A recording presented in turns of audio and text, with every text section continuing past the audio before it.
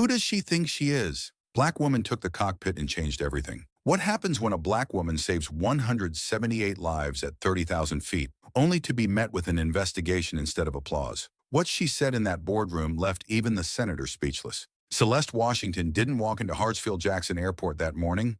She arrived, spine straight as a runway, gaze sharp enough to cut through TSA tape, and her uniform? It wasn't fabric, it was a declaration. That jacket didn't say employee. It said authority. It said, I've earned every damn stripe on this sleeve. And it fit her like armor forged in heat. Years of being mistaken for a flight attendant. Years of questions instead of respect. Years of being unexpected. Well, today was not the day to cross her. Not now.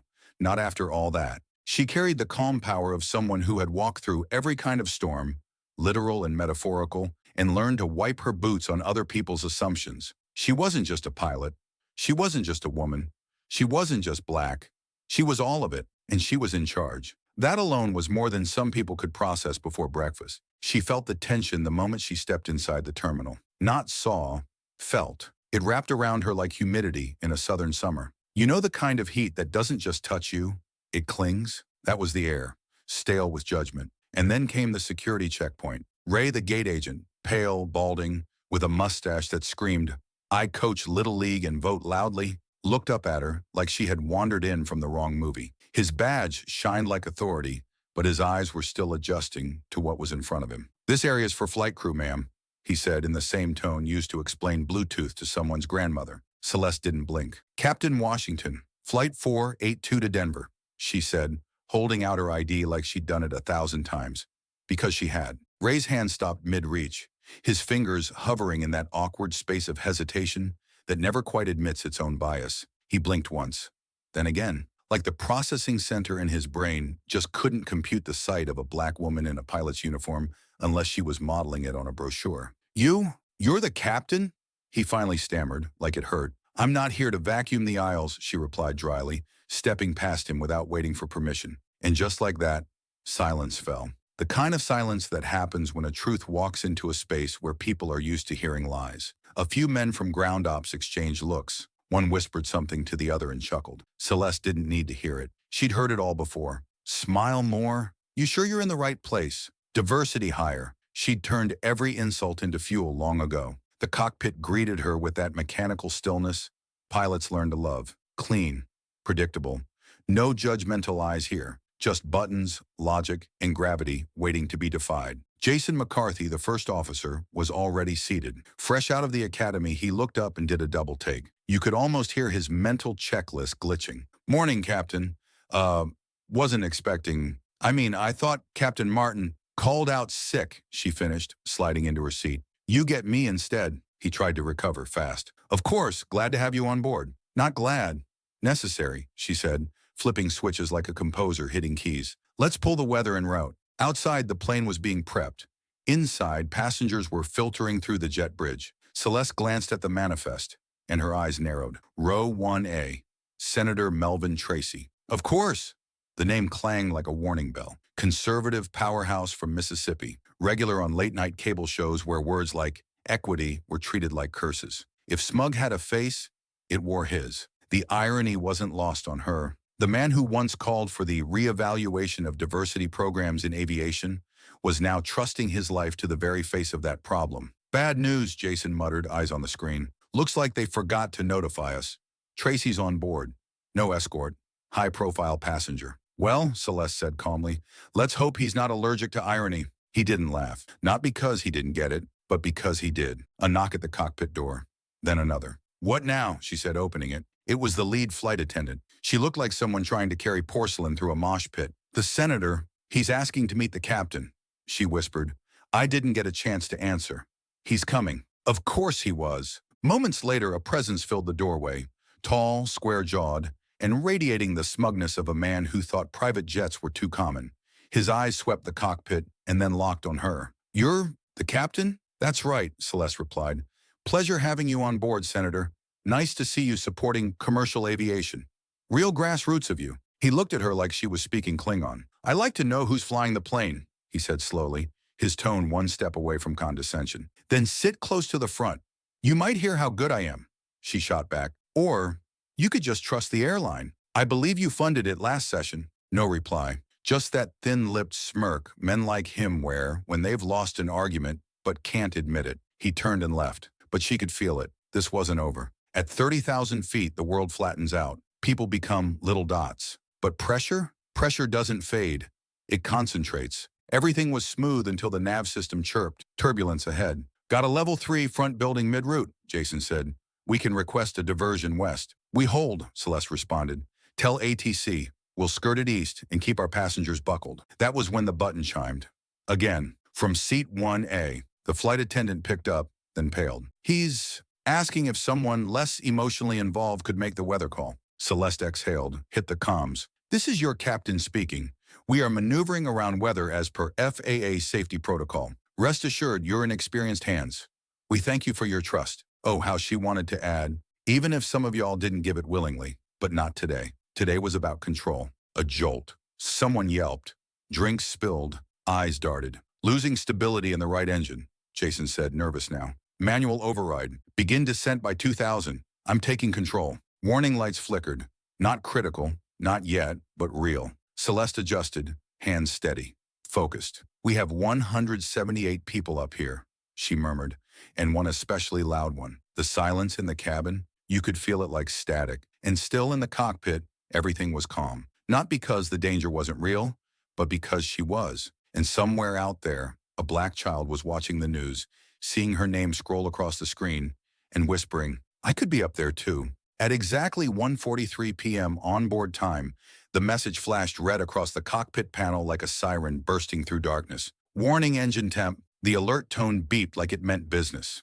Jason, jittery already, jumped to reach for the cooling override, but Celeste's hand was already on the throttle. She didn't turn her head. Not once. Hold it. Do not panic, she said sharply, her voice smooth but commanding. This isn't the first time something's overheated. Usually it's just the system. And usually it's white. Jason choked back a laugh. Or maybe it was a whimper. But there wasn't time to dissect it. The real temperature wasn't just in the engine.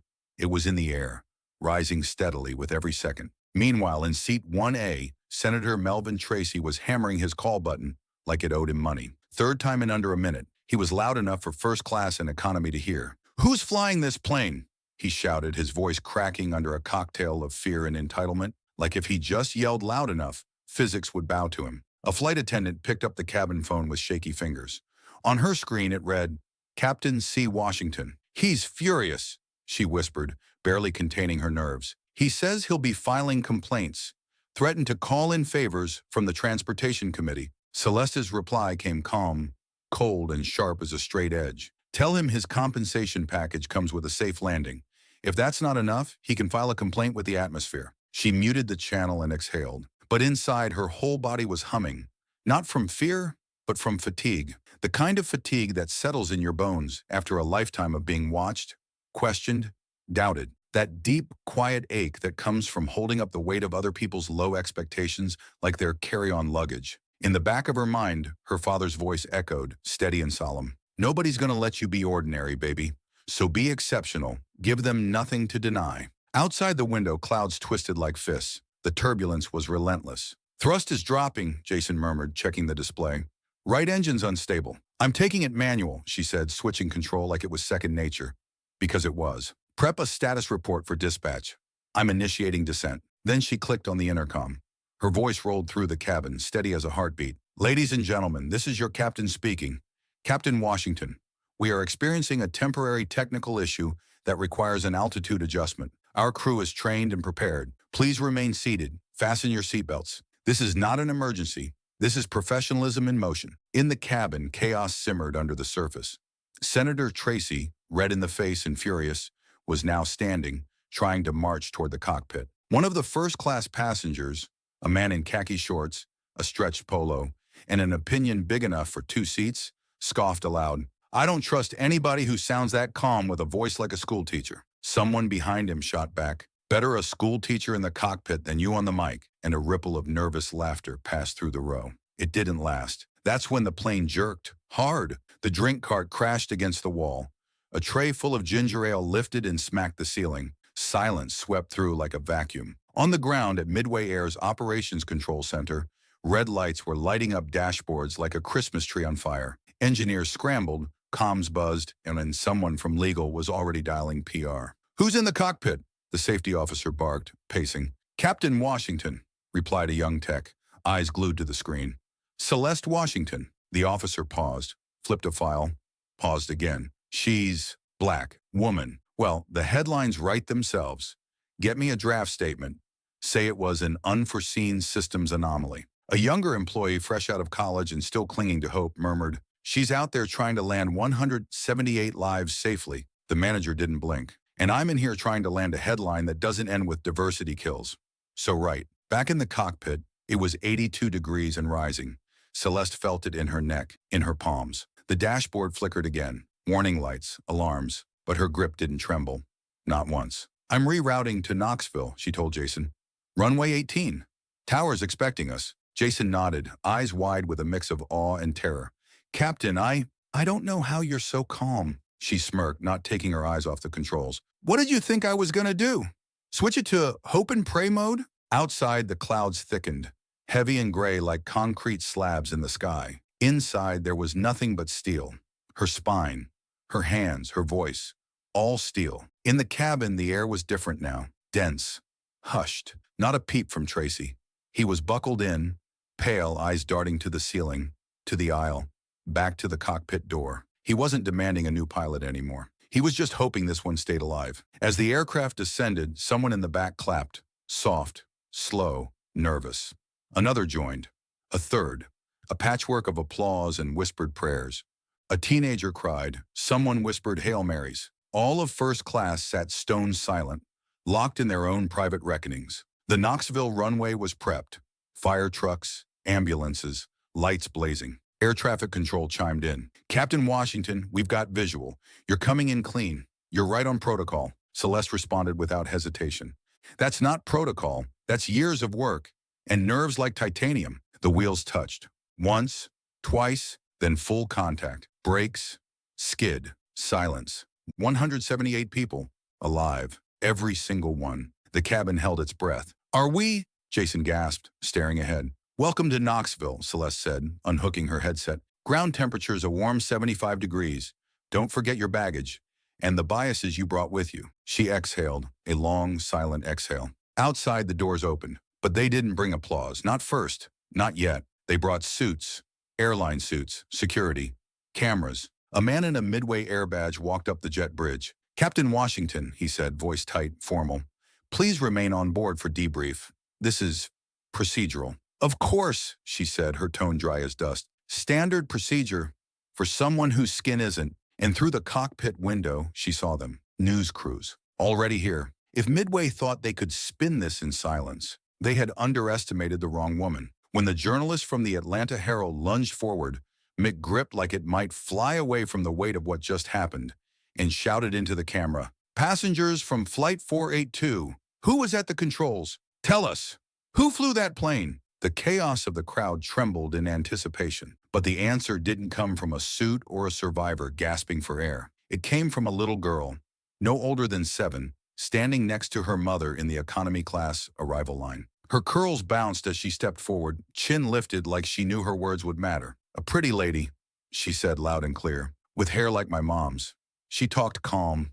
I wasn't scared at all. And just like that, somewhere in a newsroom on the 14th floor of Fox News, someone dropped their coffee and panicked, because this story was starting to sound a little too human for their usual headline machine. Diversity gone wrong just wasn't going to cut it this time, not when a child felt safer than half the country ever claimed to. Back at Midway Air headquarters, in a conference room where the air felt heavier than engine pressure during descent, the suits were assembled. Men in tailored blazers, women with expressions so tight you'd think a smile might crack their Botox. PR was working overtime, nursing burnt coffee like it was some kind of antidote to shame. Legal had backup briefs. HR sat with clipboards like confession was coming. And then, there she was.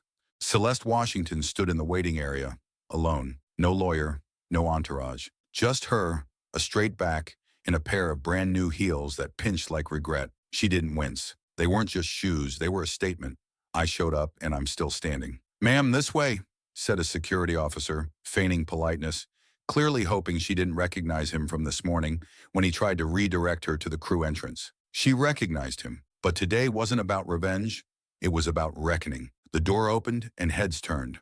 A silence fell so thick you could spread it on toast. Only one man had the nerve to mutter anything. "Oh, damn, she came," whispered Senator Tracy, seated at the end of the long table. Celeste didn't flinch. "Captain Washington," began Mr. Lawson, CEO of Midway Air, standing like someone who had practiced this moment in front of a mirror all night. "First and foremost, we'd like to thank you for your actions in bringing Flight 482 to a safe landing." "Don't thank me," she replied, sliding into the chair without asking. "I did my job, or tried to, despite the fact that while I was holding 178 lives in the sky, your system was trying to shove me out the door." "No one was trying to shove," HR cut in, the tone of someone reciting from a manual. "Captain, you know our protocols. Is leaking an internal investigation to the press part of your protocol?" She snapped, her voice cool but sharp, each word landing like a brick in the gut. "Or is that a new strategy for risk management? Humiliate first, investigate later." "We're still evaluating the sequence of events," Lawson said, nervously adjusting his tie. "But you must understand, there was a high-profile government official on board. Senator Tracy had every right to be scared," she interjected. "Absolutely, but not to demand I be removed because I don't look like Tom from Top Gun. I'm sorry I don't know how to be a white man, even if I wanted to." That's when Tracy stood, straightened his tie, cleared his throat like he was swallowing his pride, something rare for his species. "I wasn't going to speak," he began, eyes bouncing from the press rep to PR to the floor. "But I have to admit, I was wrong. I was afraid. But when we touched down, when the wheels hit that runway, I knew if anyone else had been flying that plane, I might not be standing here today." The room froze. "The very system I've spent years defending," he continued, voice trembling, "tried to penalize the woman who saved my life. Today, I'm not a senator. I'm a passenger. And I say she belongs in that cockpit." Celeste stared at him, not with gratitude but with measured grace. She saw not a savior, not an ally, but a man realizing for the first time what equality looks like when it saves your life instead of challenging your comfort. "I'm glad you figured that out," she said.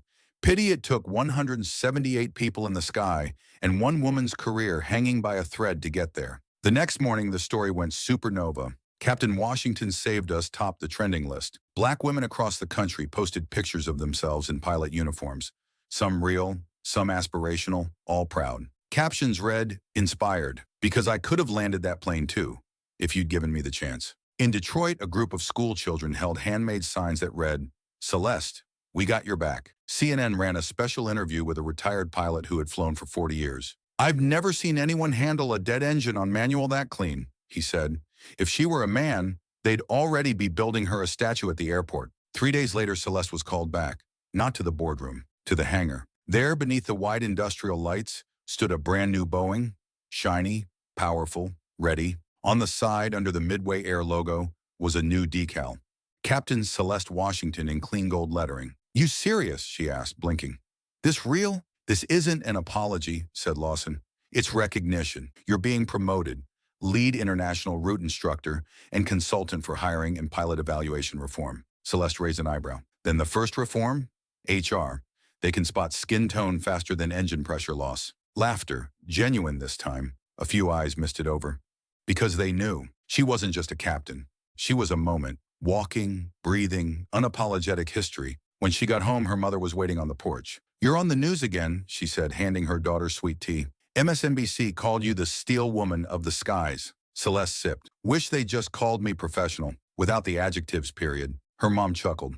"They can't. You shattered too many myths." And on the final frame of the ABC documentary, as the camera followed Celeste through Hartsfield-Jackson Airport, head up, steps even, not just seen but recognized, a little girl in line turned to her mother. "Mom, is she like the ones in movies? Can she fly planes like boys?" "No," the mother answered, watching Celeste disappear into the terminal. "Better, because at the end of it all, Celeste Washington knew respect wasn't handed out in this world. You had to force the system to speak your name. And once you did, the question wasn't, who does she think she is? The answer was clear, she's the captain, and she landed that plane.